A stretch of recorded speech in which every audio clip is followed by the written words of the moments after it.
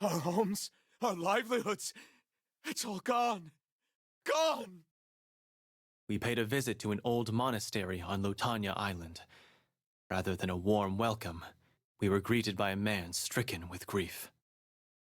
Try as I might, my questioning was met only with lament. It is a pleasure to see you all again. Though I am loath to admit we cannot offer much in the way of hospitality at the moment. Historiath, a woman who had played a vital role in bringing down Angra Mainyu, bowed to us with solemn grace. You chose an inopportune time to visit. A section of permasnow inconceivably thawed, resulting in horrific flooding. We have our hands full with the evacuation efforts.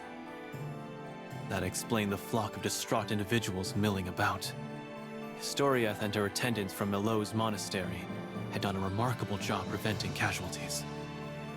The dramatic climate shift is certainly to blame for the unexpected thaw.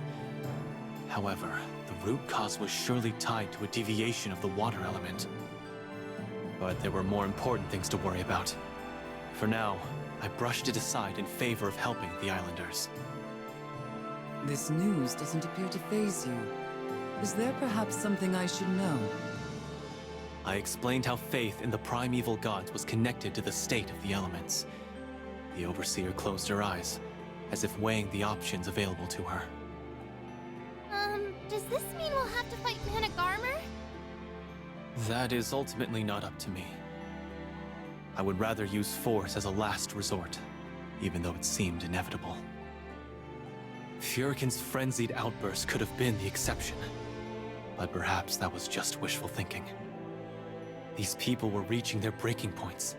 To assault a god, a being meant to be revered, seemed counterproductive considering the state of morale. Given that our esteemed primeval god governs sequestration, resealing it behind the doors of Tradam's sanctum may return some semblance of faith. That could, in a manner of speaking, reset the island to its original state.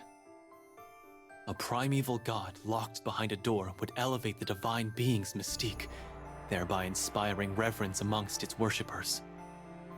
It was worth a try. Couldn't be any worse than allowing the climate shift to ravage the island. O primeval god of Felfrost's dominion, by your grace, shut the gate of seclusion! The sanctum doors shuddered and drew to a close. As they clicked shut, a wolf-like howl echoed from within the inner chambers. The evacuees raised their heads, soaking in the sonorous timbre with sighs of relief. To my surprise, the snowfall grew slightly heavier. I hadn't expected such a quick turnaround. It seems Managarmer's divinity thrives when placed in seclusion.